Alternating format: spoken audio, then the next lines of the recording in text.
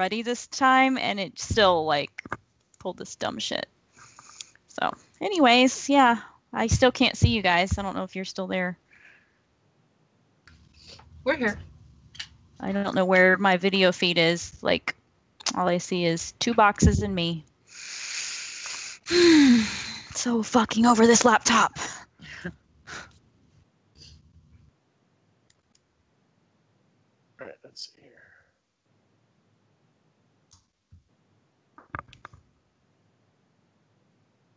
Okay. Or network connection. That means I'm probably going to drop.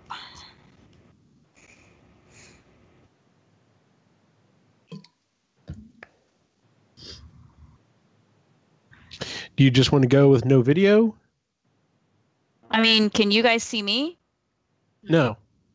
Oh, I don't know why. It says, I mean, my camera's on. It's showing me. I can see me. I just can't see y'all. I see you now. Oh, wait a minute. Okay. I don't know what to do. All right, hold on.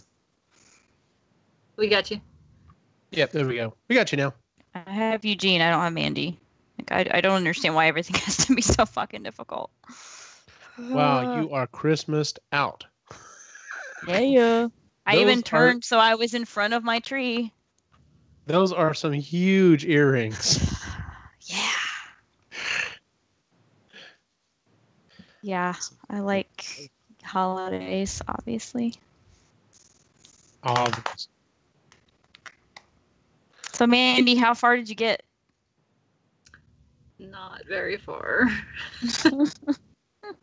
Not very far at all. I'll catch up. You don't care about spoilers? Nah. Okay, now it's showing everything. All right. Like literally, I was telling Jennifer because we had a EGX meeting earlier this week. Like I didn't take any notes on this. Like I remember, I read it. I remember it. I remember thinking this is more so like ideas to talk about. But I'm still going to kind of, I've got like a synopsis pulled up. I was just going to kind of run through part of it to help remember some of the main characters and everything. So, and of course, if I get anything on it wrong, by all means, jump in. But like I said, I mainly wanted to focus on some of the ideas and theories that this book presented. So, hey, where are your Christmas antlers? My ears, whatever. I don't know if I can wear them the whole time. Like they would be. I don't know if you could really see them either because they're.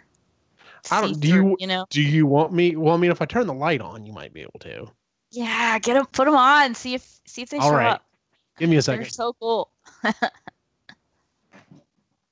have a hat, but it clashes with my hoodie, so. Oh, I still can't see you if you're on video. I don't know why it's not showing you. My computer hates me. Has Brad had a chance to look into that?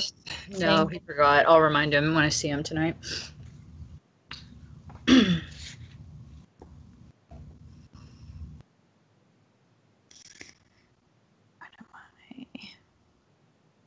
So what, did you get any farther than you were when we talked on Sunday or Saturday? Yeah, I sped through today as much as I could, but like when I'm grading essays, I can't listen to anything else.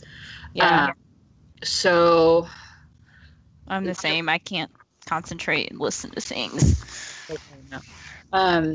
So I was at the electric eel tank when I talked to you, and now I'm at like things blowing up in Saudi Arabia. So not much further.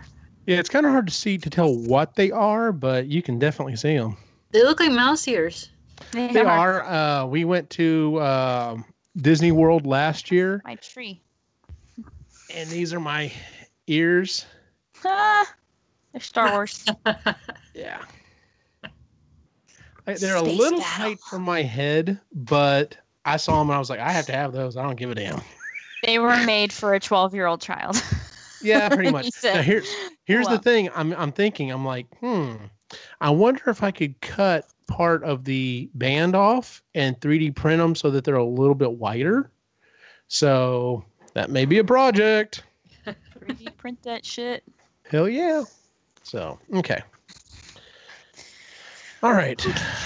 With that said, let's go ahead and I have already started streaming that's going. Okay. Oh, so everyone could hear me cussing out my awesome laptop.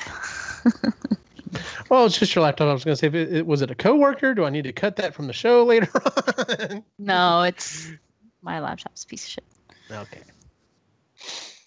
Well, we did read your Christmas wish list on the show, so. Oh yeah, how did that go over? A Tesla. It's fine. Let's see. Quinn said he wanted $1 million Canadian dollars. Well. So, Me too. Yeah. So I mean, it's like, well, actually, I asked. I was like, would the conversion be better in the U.S.? And it would be anyway. So yeah, Tesla not out of not the most far-reaching thing out there. So. Were the kids on the show? Yep. Oh, cool. Yep. Both Logan and Quinn made it, and Lainey made it, and I remember her. Mm-hmm. And so did Cyrus. So, which was fun. We had a good time. Mandy and I were at not a striptease. We went to see a show called Celtic Thunder.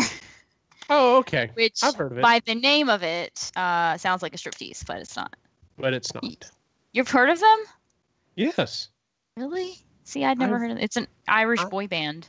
I'm married. I hear things. I work at a high school. I work with mostly women. I hear things. This is an Irish boy band. Like, literally, it's not what you think it would be from the name. That's what we're saying. It was. And Mandy was very disappointed. Sorry.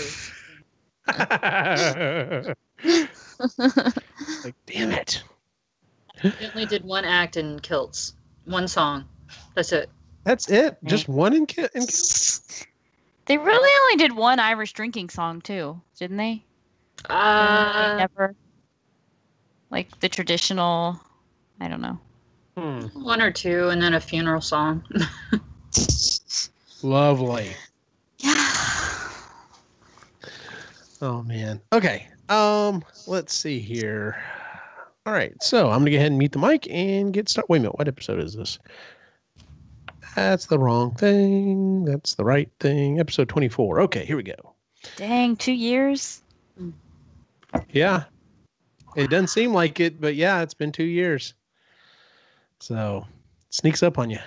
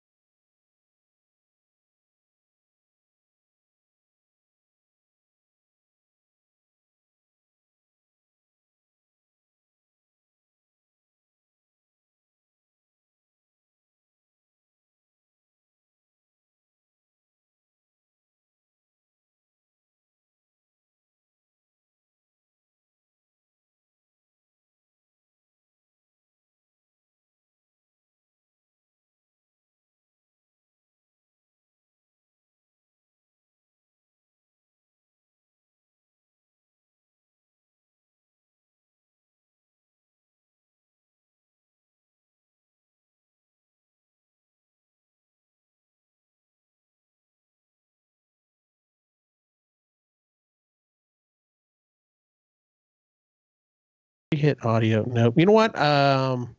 Cripes. I don't think it's been recording our audio. Okay, so we're gonna try We're gonna start over. Yeah, we're gonna try that again. Okay, cold. Is anybody in the chat room? We got one person, but I think it's a little behind, and I don't know if they're still in there. Of course, he hasn't said anything, so more distracted. If something's acting wonky, let us know. In fact, can I go backwards? I can't hear you. Okay, hold on. Yep, we weren't recording audio. Son of a biscuit. Okay, well, we'll try that again. All right, so I just let me make them 24 minutes. 24 minutes. Got to remember 24 minutes. Okay, here we go. 3, 2, 1. Greetings and welcome to the Marginally Geeky Show, the epically geeky book club. I'm your host for the evening, Eugene Stevens. Tonight's book we are reading is The Power by Naomi Alderman. Joining me tonight is Jennifer and Mandy. How are y'all doing? Great. Good. Even better the second time around, right? Well. Yes. Yeah. We sorry, we had a little technical difficulty. We're actually kind of starting over again. So we're going to go around again. And I say again, it's going to be funny. We're going to go around again real quick and share some thoughts about this book. Our general thoughts going into it. Jennifer's the one that recommended this book. Why did you recommend this one for us? I had heard about it from a friend who read it for another book club, a feminist book club. And since it was a sci-fi book, I thought it would, fit in well with this one. And I liked the premise of the story. It sounded interesting. So, yeah. Very cool. Yeah. Overall, what did you think of it? So I liked it. I liked, for the most part, the story. I thought it was interesting, but I was obviously a little upset with the way some of it went, because I consider myself like a social justice warrior, and hearing the horrible things that happen to people, kind of triggered me a little. But, it was an interesting take on what if this happened in the world. And yeah, it made me rethink a lot of things, because we can get into what I felt about the characters later. But yeah, and the only thing I wasn't crazy about, it was a little confusing the way it was set up, because it was like a story within a story within a story, but also the narration wasn't my favorite, just because some of the voices didn't quite seem to match up every time. So. Yeah, I agree with you on the voices, that it wasn't completely consistent. It was a little confusing. The way that this is set up is it's like A Handmaid's Tale, and we'll reference that here in a second. Like A Handmaid's Tale, this is actually set in the future. Technically, it's in the future, and it's a possible look at the past. So when you first read the first starting of the book, you're like, okay, and then all of a sudden, like without, it just abruptly changes, and now we get into the story, and you thought maybe because listening to it as an audiobook, it was a little more confusing than if we had actually read the physical copy of it. Yeah. But once you get that, I think. Go on. Oh, go ahead. Well, I was gonna say, I think if you're looking at it, you can see the breaks. When you flip the page, you can see when the introduction starts to the next section, and we didn't have that. They were just saying it, so there's no like mental. Oh, so now we're in a museum reading, about an artifact. We had to figure that out after a few of those happened. Right. Yeah. And that's what kind of triggered it for me. Cause like I said, started with the book, and I'm like, okay, what's happening? And then all of a sudden when we have this story, people are being attacked, and I'm like, oh, okay. And then just out of nowhere, we get this artifact found, whatever. And I'm just like, what is going on here? But then, like I said, after I got a little way through the book, I'm like, oh, okay, so that's what's going on. It's just a little disconjoining to listen to it. So, Mandy, what did you think of it? Confession didn't finish. About a third of the way through. What I have listened to, I've liked so far, but the framing device, it was like Handmaid's Tale, and then there's another book, Cloud Atlas, that's kind of 6 stories nested inside one another. That I don't know if it gets that complicated, but I'm looking at the framing device, so like somewhere between those two things. But I like it so far, and I've had that song, Electric Feel, Shock Me Like an Electric Eel. Had that song in my head for a week now. I do think it was interesting. Like, I think the story would have stood well on its own, but adding that element at the beginning where it's a fictional novel written in, this, that just makes it an even more interesting take, because then you have the additional, like, I don't know, this new society's values or whatever imposed on it. And yeah, so. Well, we had mentioned the author of A Handmaid's Tale actually gave this book very high praise. This is not in any way a sequel to A Handmaid's Tale. This is a kind of a spiritual successor to it in some ways, whereas A Handmaid's Tale is literally looking at what's the worst possible situation that women could be in. Let's flip it, and all of a sudden let's see what the worst possible thing could happen, at least at the beginning of, what if, all of a sudden the shit hits the fan, and all of a sudden men are become, powerless in the world. So I guess let's go ahead and jump into it. So the framing device that we're talking about is, the book is essentially set up as a fictional novel.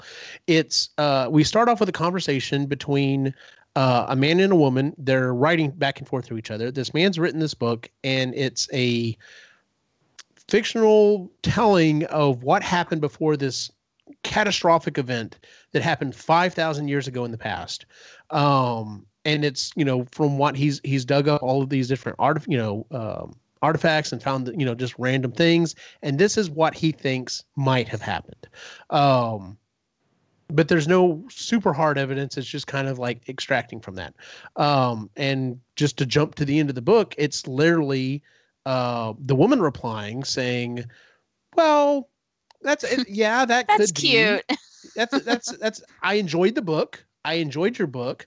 But if you want to get any credit, like if you really want people to take this seriously, you might want to use a pen name. You want to use a woman's name, because if you use a man's name, they're just not going to believe you. So, well, because essentially in this society that they live in, women are the dominant gender and men are seen as the weaker sex. And so that's kind of where it's listening to it. It's still like weird having grown up in the world that we live in, even though I'm a feminist, it's still weird to me. And I still am like, no, that's not how it is. The whole book I was doing that, even though like, no, I want equality for women, and I don't want women to be better than men, but like, yeah, I'm you still want like, so you want ingrained. Equality, not for the scale to Right. completely flip. Yeah. Exactly. I get you. Okay. Yeah.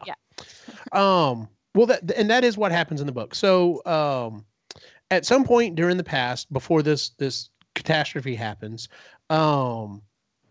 young girls in particular start getting this ability. It's apparently something that's in their genetics. It's an organ, I guess. It's not really a muscle. It's more of an organ.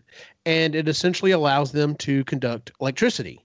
They can focus it. They can train with it. And most of them are able to use it offensively pretty easily. So they can walk up, they can shock people. Those of them who are extremely strong with it can actually arc the electricity from their hands, so they don't even have to physically touch something.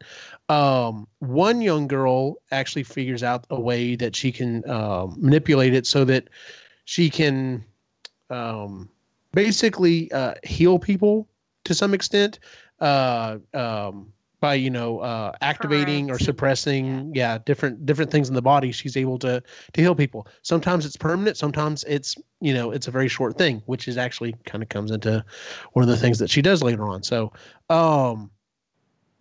I guess let's just kind of jump in it. So some of the main characters we start off with Roxy. She's a young girl. Where was she at? England. Two men break into the house. She's not able to control her powers, and they attack her mom. And then we switch over to Nigeria. There's a young journalist. Oh, I'm sorry. She doesn't know she has powers. Like, that's the first time they kind of emerge, right? That's right. Yeah. So she doesn't. She's able to shock one of them, I think, one of the two guys, and then she isn't able to get the other one, I think. And then they knock her out, and she wakes up. And and then and it does jump around a lot. Like literally it jumps over. There's a journalist in Nigeria. His name is Tunde. young women are starting to get their powers over there as well, and he's basically documenting it. In the U.S., we have Margot. She's a mayor in Wisconsin. That's all they really say. Her daughter starts developing powers as well.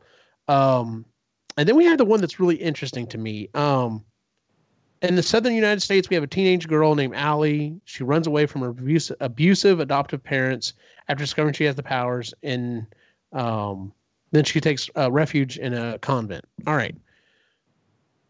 All of the characters in this book I found believable, except for Allie's. What is up with the mother voice that she's hearing? The voice, I know. Yes. It's so Does weird. it explained?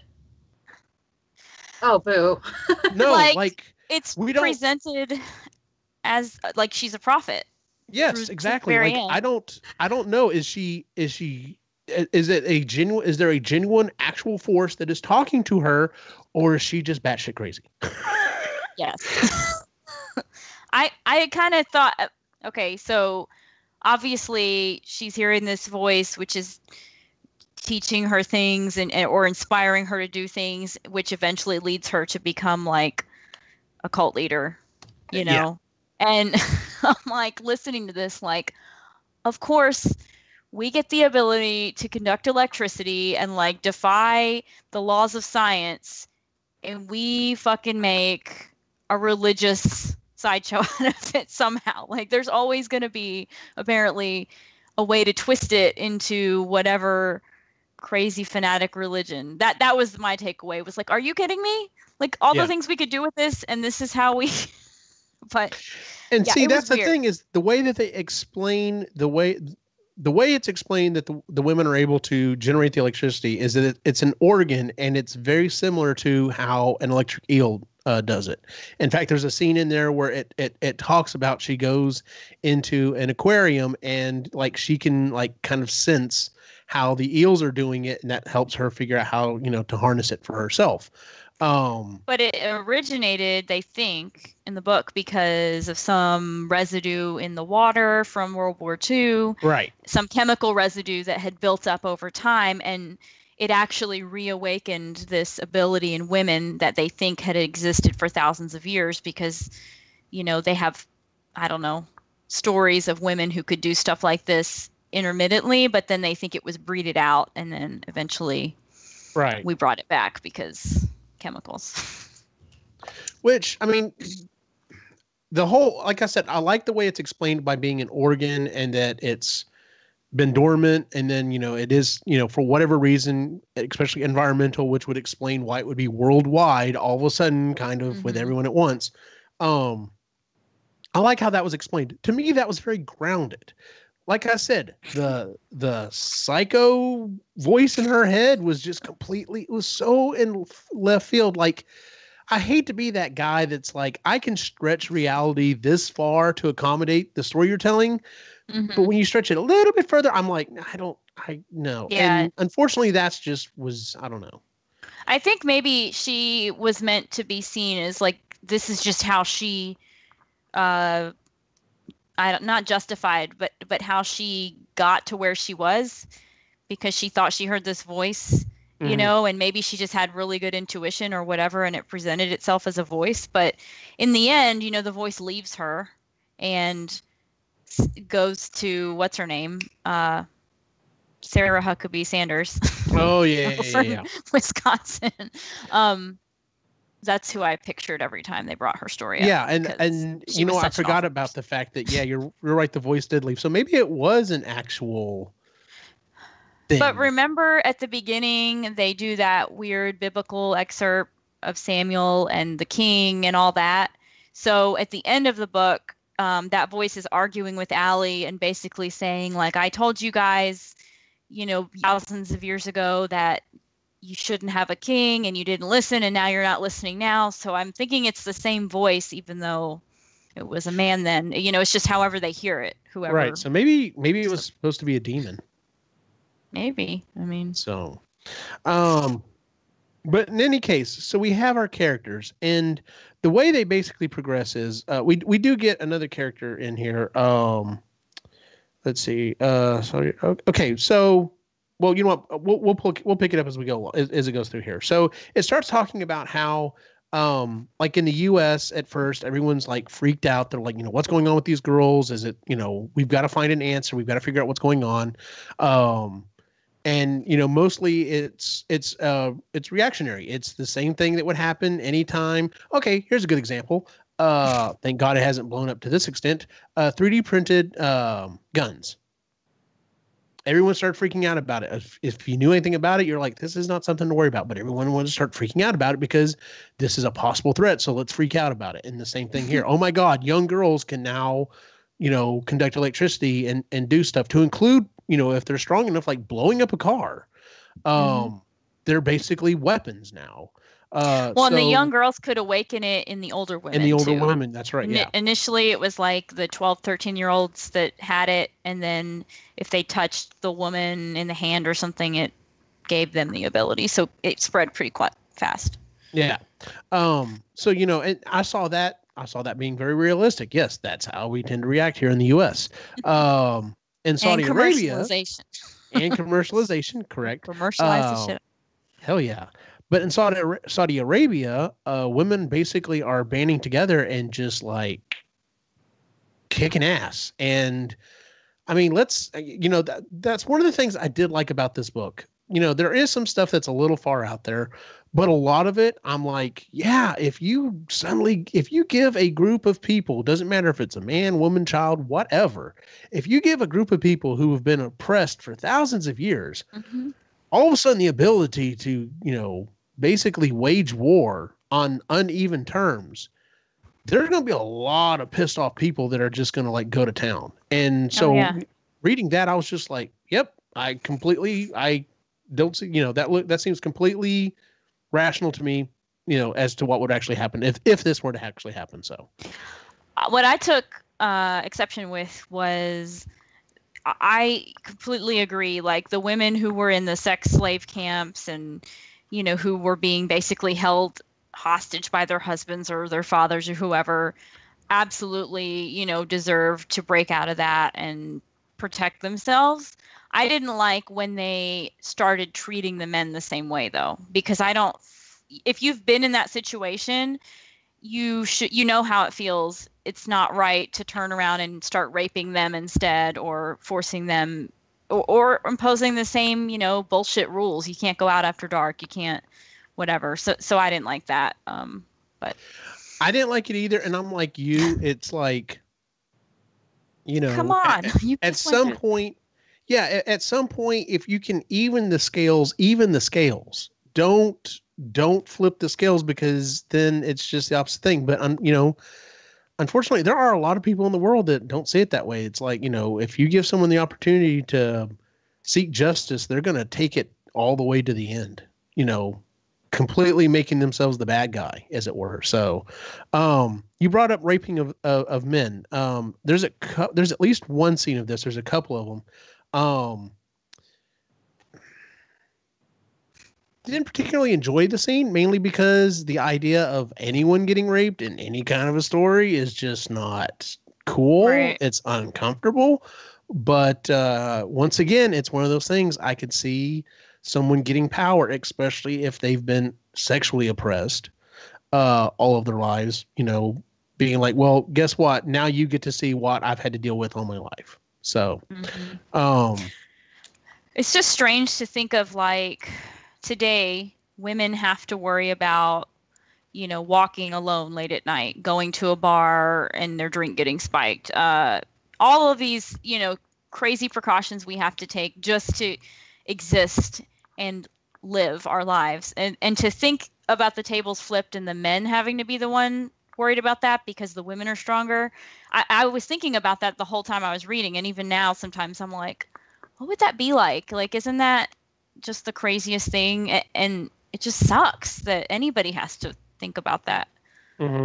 Like, I guess by the time they wrote this novel, the people, in 5,000 years in the future, their society had kind of advanced to a point where men's rights were kind of where maybe women's rights are now, like not quite equal. That's what I was thinking. But more of a even playing field, but they're still like subservient or whatever to the men or the women. I don't know. Or at least maybe I'm thinking maybe 80s. Like, Yeah. you know, women are definitely have more rights and, you know, more job opportunities and stuff in the 80s than, like, say, they had in the 70s and 60s, but they're still not on as more of an even playing ground as we are for the most part. Yes, there are still a lot of issues, but it is what it is. So they were only making 50 cents to the dollar versus now 75 cents to the dollar. Right, exactly. There you go, exactly. So, we do get introduced to another character in the book. Tatiana, her husband is the president of Moldova. Moldova, yeah. She ends up killing her husband and secretly. Now, that was the interesting thing, is one of the things about this power these women have is, like, if you turn it on full blast, like, you can freaking fry someone. But if you do it very gently, it's basically like, just like, okay, well, I'm going to short your heart out for just a couple of beats, just enough to give you a heart attack, and you die. And all of a sudden you can't tell the difference between this and a heart attack. Which is interesting. So she ends up becoming, she ends up taking over Moldova, and the women just take over. Like, they rule the entire country. So now here's another problem that I had with the book. So we've already talked about, we get these random occurrences in the book where it gives us, like, factual information. Oh, we found, you know, a cave painting showing, you know, women, you know, and what looks like electricity coming from their hands, you know, stuff like that, or, you know, just finding these random things. So we have this talking about her taking over the country. We get one of those little things that, you know, interjects. And then the next thing, it's like several years later. Like, we literally pick up several years later, and I'm like, what? Oh, yeah. Like, they jump from year to year. Because when you start the book, it's 10 years before the cataclysm. And obviously they have to rush through it. But yeah, they do jump around a lot. We at least, you know, half a decade later. I just need those few words to let me know, okay, hey, we're a little further ahead, because we pick up and things have already, like, you know, kind of hit the ground. Well, I think they count it down. They're like 10 years till the cataclysm, 5 years, 3 years. But yeah, if you don't, it takes a while to figure out what that is. Like, counting down. Yeah. Once again, you are absolutely right. I forgot about that, and you're right. Now that I think about it, that would have made a lot more sense. You know, I probably would have enjoyed this book more if I had given it a second read. I just didn't have a chance to do that this month. So let's see. The royal family. Okay. The royal family is trying to oppose Tatiana. Tunde goes to India to document, you know, the unrest and riots and stuff there. He almost gets raped by a woman, but he's saved by some other women. Margot campaigns to be the governor of Wisconsin. She basically, like, she semi-shocks her opponent at one point when he's, like, running his mouth. And I'm like, well, she just screwed herself. You know, this isn't going to go the way she wanted to. And then but everyone's like, no, she's got the power and she's not afraid to use it. She's a strong woman. Let's vote for her. More about her, I think we glossed over this, is in her state. That guy, you know, was kind of her boss because she was the mayor of a city. He had imposed, like, mandatory testing for women, and if you had this power, you couldn't work for the government. And she managed to, like, suppress it the whole way. Yeah, because it went up like 10 levels. So it talks about how she's, like, internally fighting just to release, and she doesn't. So, like, she hid it up until she ran for governor, and then accidentally blasted him or lost her temper. But yeah, she was kind of a snake. I wanted to like her in the beginning, and then she ended up just being a total bitch. I was just like, oh, man. Yeah. We'll come back around to that here in a minute. Let's see. Her daughter played a big role in the book eventually, too. Yeah, her daughter does have a bigger role. Granted, it doesn't really say a lot of it in here. Roxy.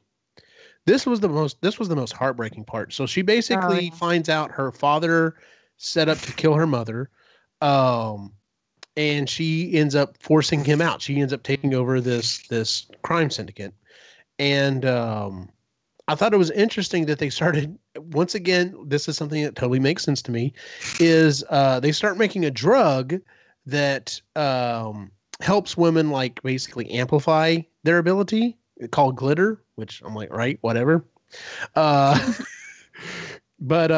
yeah, so she ends up taking over this, taking over the crime group, and she ends up like, they end up capturing her and perform surgery on her and remove that organ so that she can no longer do that. Yeah. Okay, but Roxy was like the most powerful of anyone we had been introduced to. She had just like physical power that matched Eve or Allie's, I guess you'd call it like mental power, because she understood how it worked and like the nuances. But this girl was like, she brute could force. just like, yeah, she could just blow something up without losing any of her steam. Yeah. And so like I really liked her. She had spunk. She was sassy. She was like, didn't take any shit. And what was most heartbreaking, like you said, was that it was her brother who had gone with her to like, confront her dad and kick him out. And then it turns out he had been like lying to her, and they were going to leave her for dead and like, take her skein, which they were pretty sure would kill her, and then put it in him. Exactly. Oh, so awful. Yeah, that was hard. You're right. Of all of the characters in here, even though she was technically a mob boss, she was the one I was rooting for the most, which is kind of sad. But she had like a sense of right and wrong. You could tell like when she went after someone, it was because they raped her brother, or like when she was with Tunde eventually, she was horrified by the way they were treating people in these refugee camps, and I don't know. I think she was just a good person deep down, even though she did kill people. Stuff. So, later on in the book, once again, we skip forward a few more years later. Basically, all of the women have come together, and they're trying to stop this group that's trying to overthrow Tatiana. And at this point, we have Roxy, who she started off, having her power, and then all this stuff happens to her, and she's like running around in the backcountry just trying to stay alive for quite a while. What's her name? Allie ends up listening to the voice, and because Tatiana is acting kind of psycho, ends up killing her and taking over the country. She like mind controls her. She figures out a way. She's the only one that can do this, to like, just by touching her, she can make her nerves move, and she had her kill herself because she knew she was on camera, so she couldn't do it herself. Yeah. But that was crazy. Like, that girl could do some shit. Yeah, she's now, and we mentioned this earlier. So Allie's the one that she goes to this convent. She's with a bunch of other girls. They all have the power as well. They all start building up their power, and she becomes a religious, it says a religious leader, but it's more like a cult leader. And she's putting out there that, if you really look at, biblical scripture, women are supposed to be in charge, and this is how it should have always been. And we're just stepping up to what it should be. And there are a lot of women drinking the Kool-Aid, and she ends up, and you mentioned this earlier, she's the one that's figured out how to use her power to kind of heal people. And we have this, at least one scene where it's like this huge congregation, and people are being like wheeled up to her in a wheelchair that cannot walk, and she touches them, and she activates the nerves so that they can walk again. And it says it may last a long time. It may be permanent. It may last a long time. It may only last long enough for this, for this little, dog and pony show. But it doesn't matter. It's a total publicity stunt. Exactly. All that matters is that everyone now believes in her. And so she has a ton of power. And that's when she goes over to Moldova. Yeah. Did you mention that she renames herself Mother Eve at some point, like early on? Yeah. Yeah. So like when she's at the convent, and she initially starts getting these followers because she heals the girl with a seizure. That's when she'd already called herself Eve because she changed her name for them, but they started calling her Mother Eve because, Eve in the Bible. And it was crazy how quickly and easily they were able to just twist Christianity to meet their needs, which is a big part of the reason I have issues with like organized religion, because people can just come in and say it, and if they're persuasive enough, like, that's a new religion now. Like, okay. Anyways. Let's see here. We do get a little bit more of Tunde. He's basically, he decides he's going to go deep undercover, and like almost he like gets in so much trouble. I'm just like, dude, sorry, but if you die, like you kind of brought this on yourself. Like everyone was telling you, don't do this. I liked him too at first, but then he's like, no, I'm gonna go super deep and find out all this stuff, and everyone's like, you're gonna get killed. Like, that's all there is to it. Now, what really sucked is whenever he finds out that all the information he's been sending back, all of his story reports and stuff, the woman that he was sending him to keep safe, she's basically putting him out there as that she wrote it. And so she's getting all the publicity. And in fact, at one point, everyone thinks he's dead. Everyone thinks he's dead. And, he starts contacting people, and they're like, this is not funny. This is not a joke. He's dead. Don't be that dude. And so he's kind of left out in the middle of nowhere, and he ends up getting saved by Roxy, which was once again one of her redeeming qualities. Even though she doesn't have her ability anymore, everyone like knows her. They still can kind of sense it of her, and no one's going to challenge her. So when she's like, no, he's under my protection, that's the only thing that saved his ass. Let's talk about some of the stuff that was put into effect. At one point in the book, some rules are put in place that men are not supposed to be out without a woman. This is in Moldova. In Moldova, they have to have kind of a passport, but not. They have to have papers. They have to have papers, and they have to say, "I'm sponsored by this particular woman," and if they don't have a sponsor, like you're in trouble. Yeah. For their own protection, or for the protection of society. Which right when that happens is when he decides, because he's in the Capitol reporting, and he's like, well, I'm just gonna, he had the option to leave. I'm just gonna keep trying to, like you said, go deeper and deeper. And as he, the weeks go on, people are actually starting to enforce these things. At first they're not. So then he's like, oh shit, I can't even get a place, something to eat or a place to charge my phone. And then come to find out, like 2 months later, they had staged his death or something. Yeah. So, oops. Yeah, some of it is really crazy. But the story basically starts to wrap up.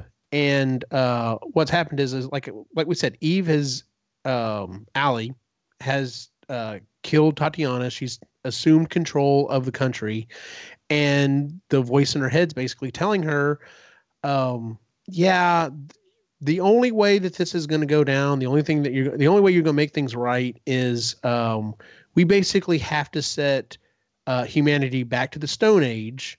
But now, since women have this ability, they will come out as being, the dominant sex. And so it's her goal to start essentially a world war. And that's the catastrophic event that they're talking about. But it doesn't.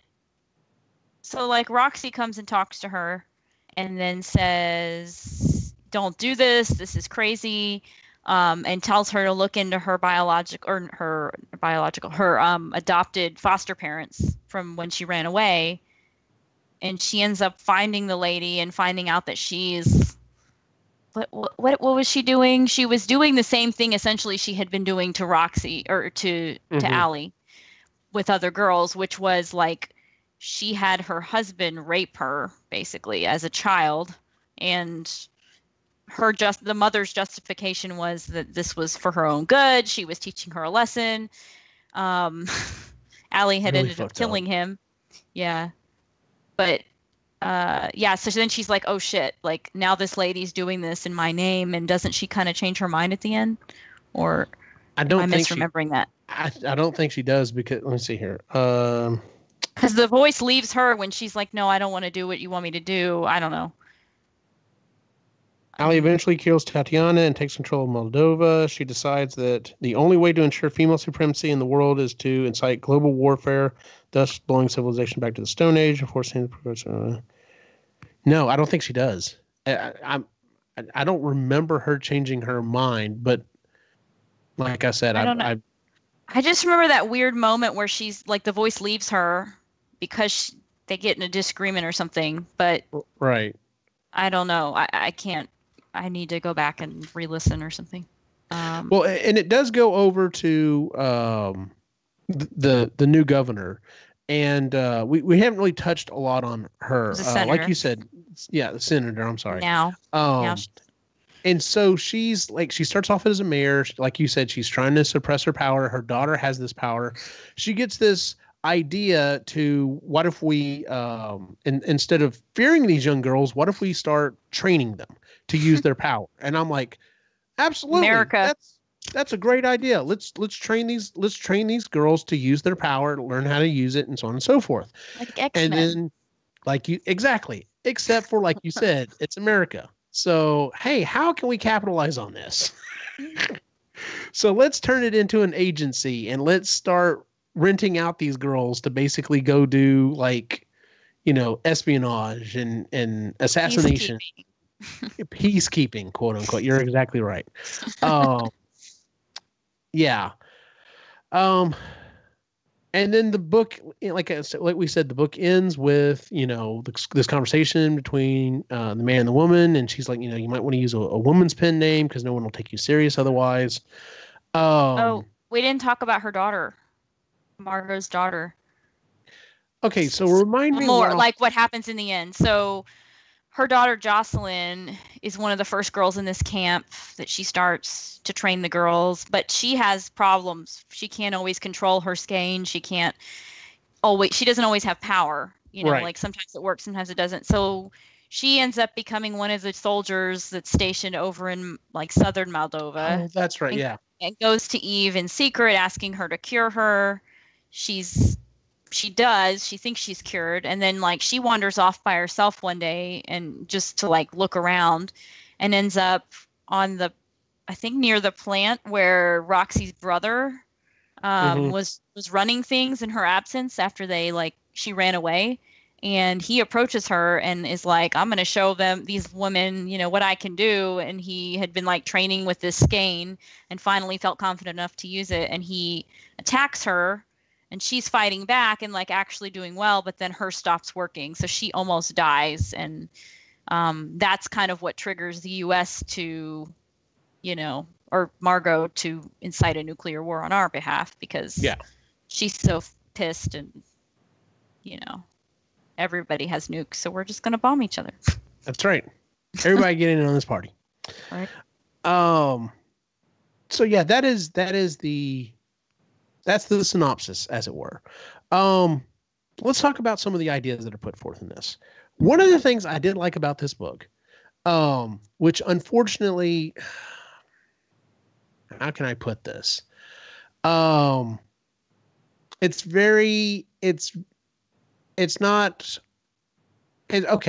So it throws this idea that, okay, so all of a sudden these women have this power. How are they going to act with it?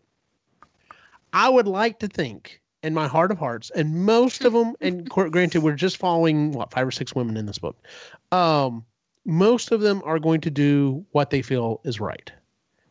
But unfortunately, most of the characters that we follow take their power and take it to different extremes. So we have one that becomes a religious leader. We have one that, a couple of them that go for political and for political power and try to start taking over governments and stuff. We have one that takes over a crime syndicate. Mm-hmm. And it's just yeah, women are human too. You're going to have some that are going to do the right thing. And that's right. Humans suck. Well, I mean, I did like that in it. If we had read a story about 5 regular people who just kept living their lives, it wouldn't have been, I guess, a very exciting book. Well, maybe. I just started making my own electricity, and that was, the most, I don't know. So I guess they had to pull the most exciting people. I thought it was an interesting take on, like, a lot of people think women are the more compassionate sex, and they're the ones that, if we were in charge, the world would be a different place because we would do this, this, and this. And this story is kind of showing, no, actually, like, we got to nuclear war in 10 years with women in charge. And I'm not saying that's, going to happen or whatever, but it was just one of those things that makes you stop and think, like, oh, yeah, maybe all humans just fucking suck. I don't know. Not just like. Well, I mean, there's some theories out there that, there's a hypothesis. You've always heard that power corrupts and absolute power corrupts absolutely. And I've actually heard and read a lot of stuff that's like, well, maybe not. Because if you look at the majority of people who seek power already have this inherent thought process in them. They desire power. They want power. Mm-hmm. So it's mainly amplifying it, but it's not like it's changing them. It's just turning on something that was already there. Not always, I'm sure. They can't say that's the rule for everyone, but like I said, that was one of the things I did like about the book, in that it because I didn't want this Pollyanna view of, oh, look, women now have all the power, and look, we fixed everything because men suck. And you know what I'm saying? And to me, I would have just been like, no, this doesn't make sense, because I know a lot of women who are backhanded and just I don't trust at all, just like I know a lot of men that are the same way. And it's just like, it doesn't matter what sex you are. Like we said, there are a lot of humans that just suck. Well, it goes back to, I mean, think about modern day, physically men are considered stronger because the way they're built, they have different muscles than we do, blah, blah, blah. So you think about, men are expected to control that strength and not abuse it, and not, go out attacking women all the time. So when the tables are flipped, you would expect, okay, just because women now have this power, you still have to be a decent human. You can't just go out shocking people because it's fun, just like men can't go out punching people, so like. Exactly. I guess that's what you go into it thinking, okay, yeah, like we're going to do the same thing that we expect, and it's not quite what you get. But in the everyday person, I'm sure it is. And that's what I'm saying. In the everyday person, I think it would be, like I said, we like you said, to get this to be exciting, entertaining, we looked for the extreme versions. But the average woman, I'm like, okay, so if, for example, if this actually happened, I'm not going to be worried at all. In fact, I'm going to be like, hey, talk to my wife. Is there any way you can generate enough power we don't have to pay for an electrical bill anymore? Like, that's going to be my thought process. I'm not going to be worried. Can you power my 3D printer? Exactly. I'm not going to be worried about constantly being attacked, because, most people I think are pretty decent. Now, but it's the same thing as, if this were to happen, if I saw a group of rough-looking women walking around, I'd treat them the same way I would a group of rough-looking dudes. It'd be like, are they going to jump me? Are they going to try to rob me? Yeah. What's going on here? So I think it'd be kind of cool to have force lightning come out your fingertips. Yes, that is one of the best freaking powers ever. I wouldn't go around just like arbitrarily shocking people either. Yes, as much as I definitely feel the call of being a Jedi, force lightning is fucking badass. Hey, that's all there is to it. Yoda had that shit. So, so Mandy, you've heard us talk about the story. You've heard us talk about some of the ideas and stuff in it. Any impressions? Yeah, we did skip a lot, but we got the high points. Yeah. Any thoughts? Oh, we can't hear you. Is she there? Oh, I think she muted. Uh-oh. Sorry, I muted. I was typing. It's all good.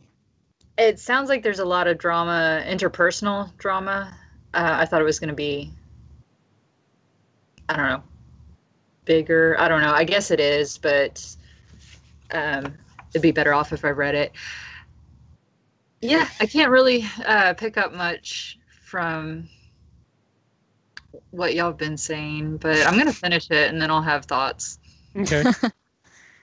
It is crazy to think how just like a handful of people can change the course of the world, because we followed 5 people, and really out of those maybe 2 or 3 had the biggest impact, but Hmm. you can literally end the world with 2 or 3 egos that just If they're on the right, if they're in the right Yeah. places with enough power, yeah, you're absolutely right. yeah. So And one more thing that I thought was weird but kind of funny, at the end when Roxy ends up like back hanging out with her dad, who tried to kill her and killed her mom and got 2 of her brothers killed. Like, yes, they're just hanging out on the back porch, and he's like excited when she mentions that she met someone, Tunde, and he's like, grandkids? And I'm like, are you fucking kidding me? Like, what's wrong with this family? yeah, exactly. I thought that was weird as hell too. And she's just like, I guess she's just like, well, we've both tried to kill each other now. We may as well just watch the world end, which is essentially what they do. But I am curious as to how humanity survived through that, like apparently it destroys everything. It wipes out every electronic record because of the nuclear fallout or whatever. But, I would have been interested to see, like, how did they rebuild and get to that point 5,000 years in the future where there's a men's writing association, and women are telling men it's cute that they write stories about men in gangs, and, the thought of men ever having been soldiers. Oh, that's so funny. Like. But see, that was my question, or that was one of the things that did sit a little weird. I'm like, okay, so if we wipe out all the electronic records, fine. Did we literally nuke everything so that like every book, every record, everything was gone, but we still managed to survive? I don't think we can get to that point and us still survive. Well, I think that they still had a lot of books and stuff, but like they did talk a little bit about how the monks rewrote a lot of them over the years, which is kind of what's happened since, 0 BC or 0 AD. The See, monks I would have liked some more information after the cataclysm. Like I would have liked a little bit more of like, hey, we found records of, there was a long period of time where specifically some, queen or whatever basically set out over Europe to destroy any and all historical records. Yeah. That would help. I could see that happening. Sell this. Yeah, I could see it happening, and it would have definitely helped sell this idea that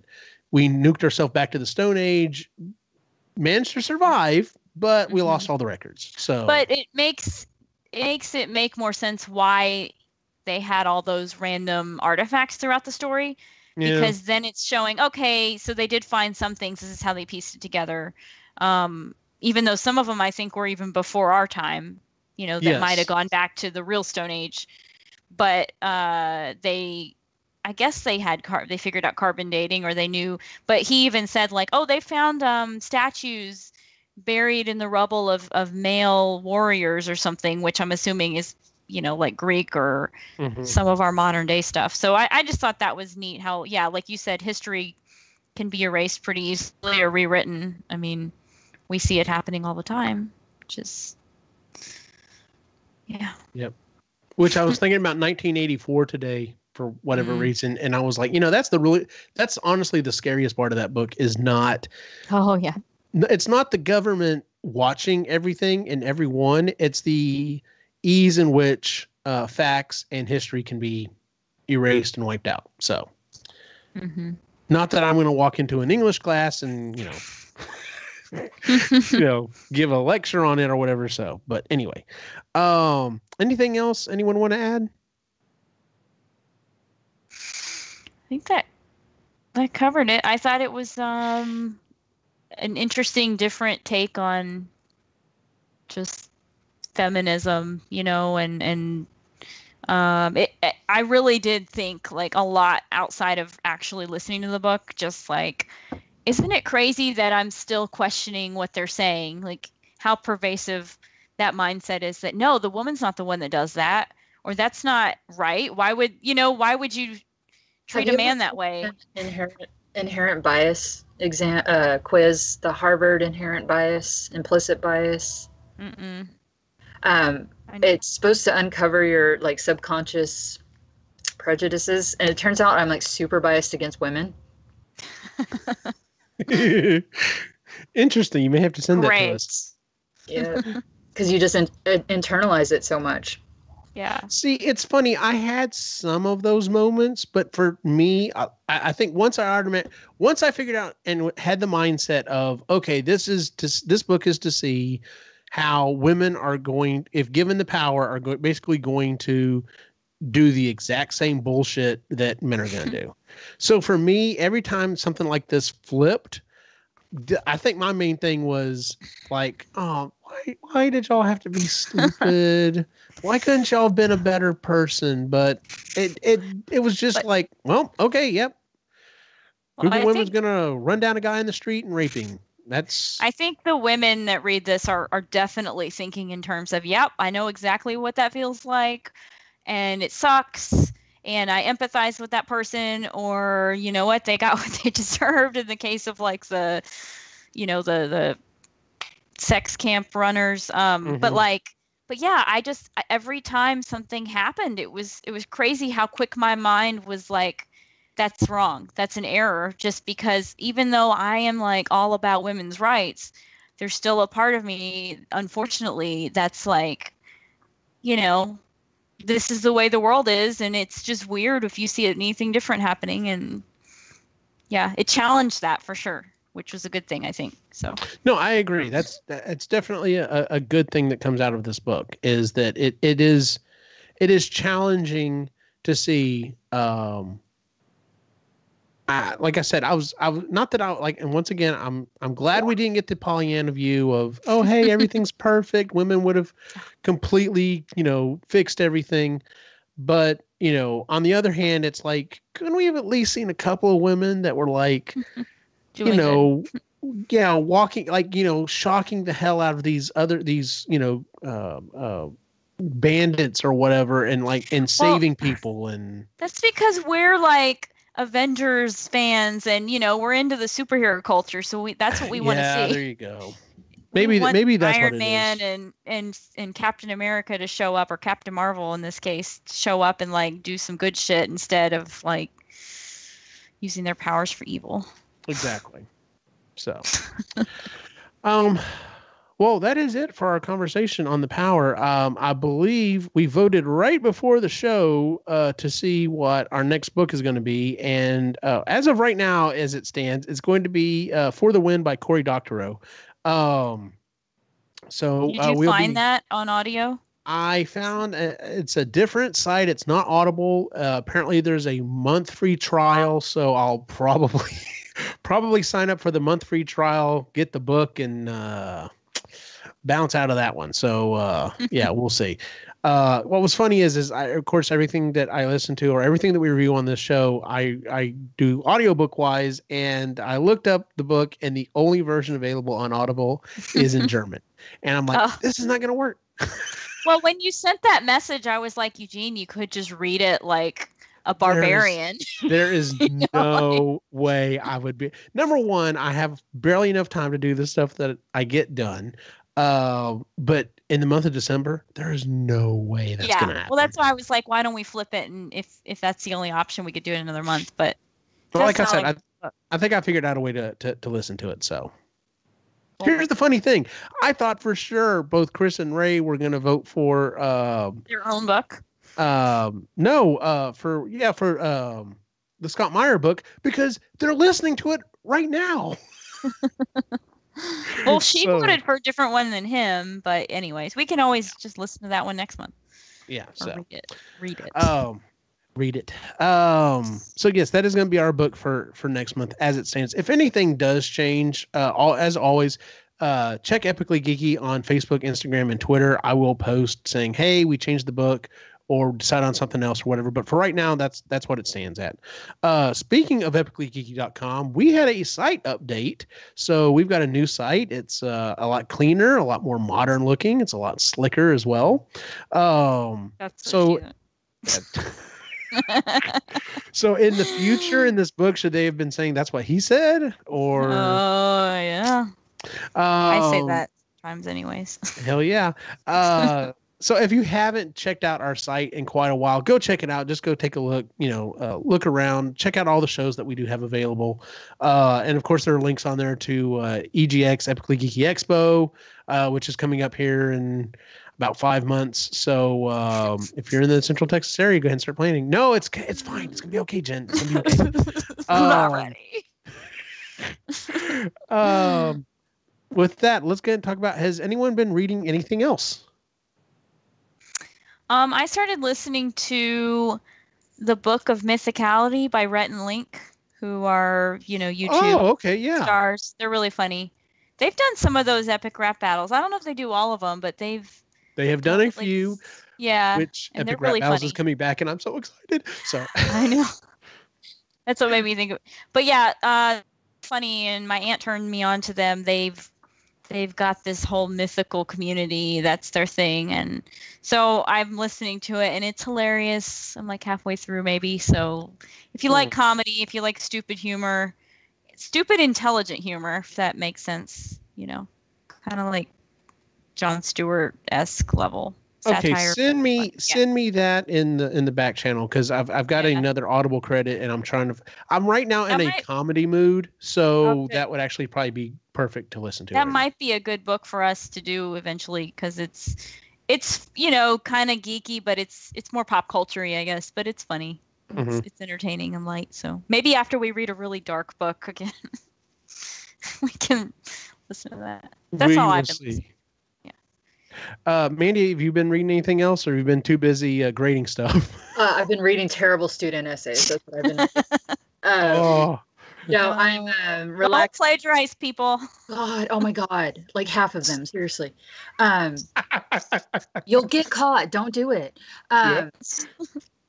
Michelle Obama's book, which I'm loving.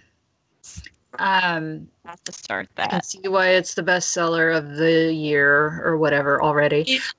In like 2 weeks, right? Or something. I mean, people, and then I read this book, Dumplin', because the movie's about to come out, and I've been meaning to get to it for years, but it was so cute. It's about this... Part of it. Huh? You've heard of it? I've heard of it. What is it about? Sorry. She's like a plus-size girl whose mom was a beauty queen, and she enters the pageant, and it's so small-town Texas. It's good. Jennifer Aniston's the mom, right? Jennifer Aniston is the mom, yeah. And she's like this super country or southern, like hair higher. It is so Texas. To God. I mean, like just spot on. Like previews were hilarious. Yeah, it was. I think it's on a Netflix movie, right? Yes, and I thought it was going to be on Netflix, but I think it's actually coming out in theaters. But it was funny and cute and just a quick read. It's for young adults. So that was a nice, palate cleanser. Good deal. Check it out. The only thing I got read, hold on, I've got to double check it. Which was this one? This was it's book 5 in the Play to Live series by D. Roos, called The Battle. I actually downloaded the 6th book, just bought the credit for it tonight so I can finish that series. It is not something I will recommend to this group. It is it's gone from where it started. It's ended up really kind of far away. But I'm like, nope, I'm going to finish the series just because I have to see how this ends. I'm not extremely looking forward to it. So too far in. that's right. I've just got to finish. I'm to the last book. I have to finish the last book. That's why when you talk about the Rhett and Link book, I'm like, oh, good. So I might have something like happy and joyful to listen to after that. So that may be what I end up doing. So, well, that is it for our show, ladies and gentlemen. If you would, please give us a follow on Instagram, Facebook, and Twitter at Epically Geeky. Once again, check out the site, epicallygeeky.com. And you can follow us on social media as well. Jennifer, where can we find you online? You can find me on Facebook, Instagram, and Twitter at Het's Gonna Be Me. And on Sustainably Geeky, the newest podcast under the Epically Geeky umbrella. We are the podcast for the everyday environmentalist, and we've got our first 5 episodes out. We'll be recording another one this week, and we'll have a new one out for you soon. So check us out. Mandy, where can we find you online? The business Instagram is Clover Press Books, and the personal Twitter, where I do get political, so don't follow me if you can't handle it, is Mandy Jo Shelton. That's my Facebook page. Good deal. And you can follow my individual wacky adventures online at Optimus Gene on Facebook, Instagram, and Twitter. For everyone on the site, have a good night. Bye.